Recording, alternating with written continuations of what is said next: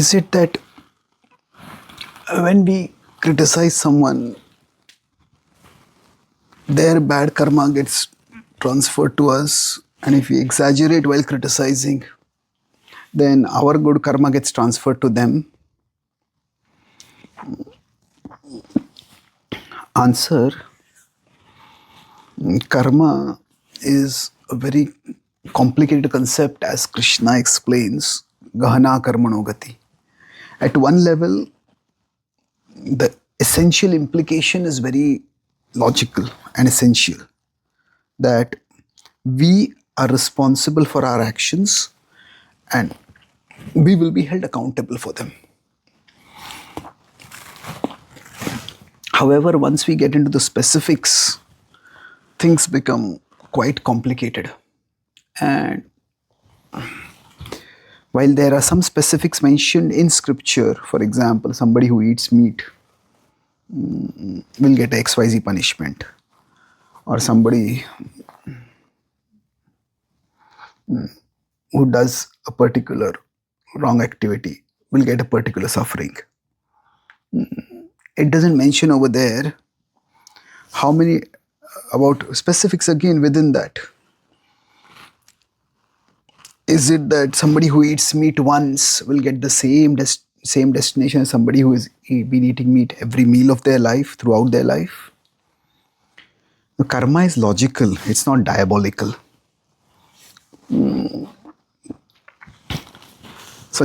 Any system of, ultimately it's a system of justice, and any system of justice which punishes a one-time crime at the same degree as a one-time criminal as a habitual criminal would be considered a problematic justice system. So in general, the specifics, they are a possibility, but they are not a necessity.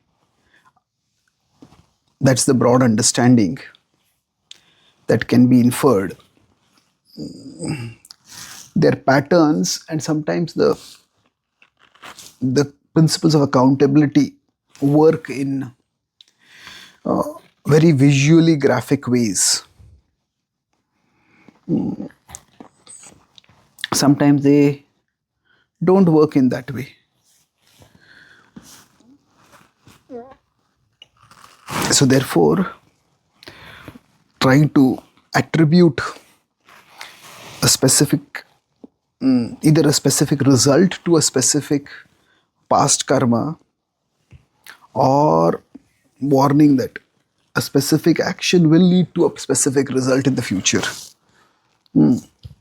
that's a hazardous business. Even if we can find an explicit quote in scripture for that.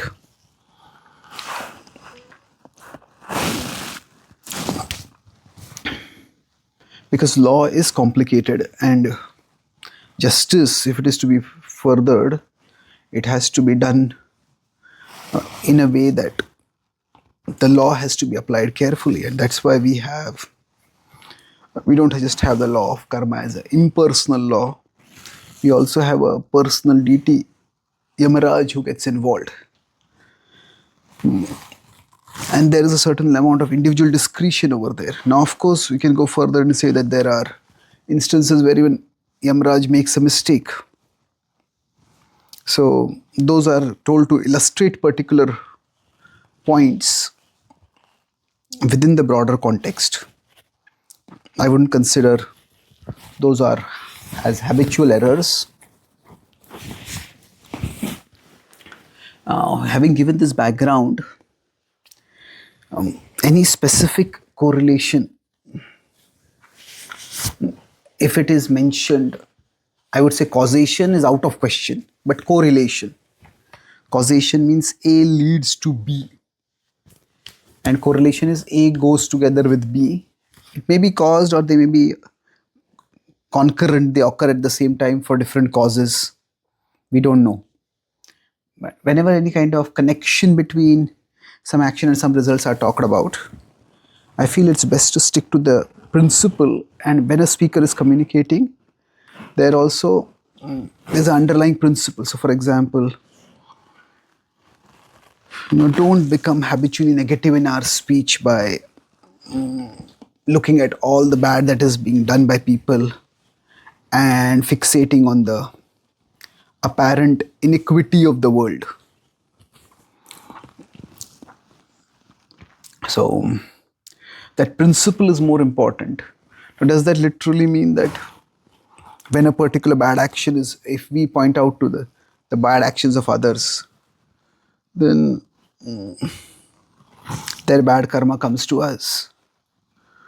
The Kauravas do horrendous things, and the Pandavas point that out. So are the Pandavas getting the Kauravas' karma? If we take this logic literally, how would any system of justice ever work? Is a person who bears testimony in a court to a crime, where a murderer, that person has seen a murder happening, and the person bears testimony over there, and that person, just by becoming a witness over there, gets the karma of the murderer. Especially, what kind of system of justice would that be? So sometimes certain statements, the spirit of those statements needs to be taken. And the spirit is that, okay, as I said, there is much that is unfair in the world, and to accept it, we need to come to peace with it, and we need to stop fixating on it. So some people are habitually gossipy, habitually cynical. Now that's bad. But the line between when it is it gossipy, when is it gossip, and when is it not, is very difficult to precisely figure out. And that's why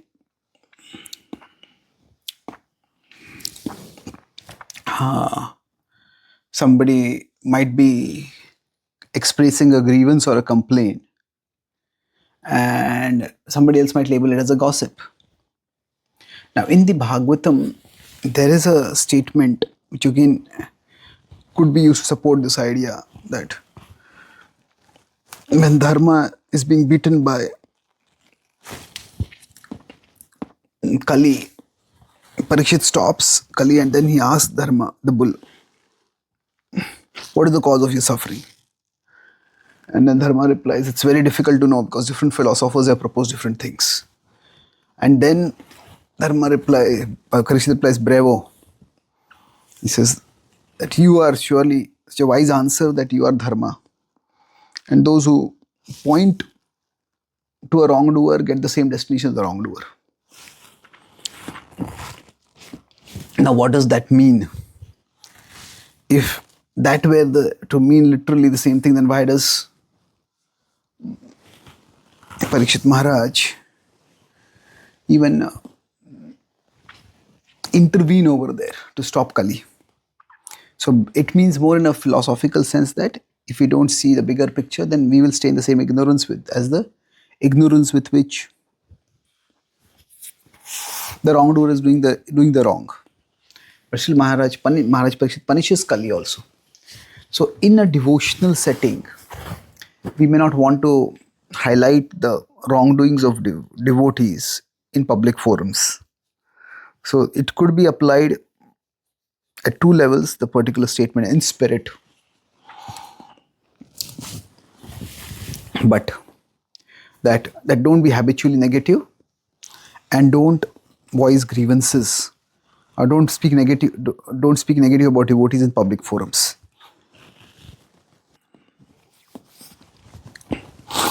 Having said this, reality is complex, and I would be very careful to not make statements categorically about karma, and to not make, especially not use those statements to insist on a particular specific action in a specific situation. If some devotees take up a lifelong cause of, say, correcting particular wrongs, maybe some financial misappropriation, maybe some child abuse, and that becomes their mission. So they will be regularly looking for faults. So would this imply that, say, the child protection office in our movement, it points out the faults of those who have committed such thing and then publicizes that? So is it those who are in the CPO, are all of them giving their good karma to the predators who have actually violated children, and as the CPO, the such child abusers karma coming to the CPO officers?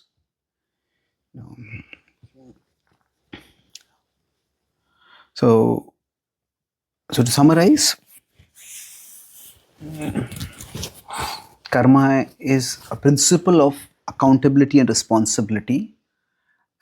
That's why we need to become careful and contemplative about what we do. Beyond that, specifics, even when they are given in scripture, those specifics are given without further nuancing of context, and that's why even those specifics may not apply universally. And beyond that, certain logical aspects or certain ways of correlating karma that might seem logical in some way, I think they need to be taken more in the principle of what can be learned for healthy human behavior. But beyond that, I would not mention them as absolute principles.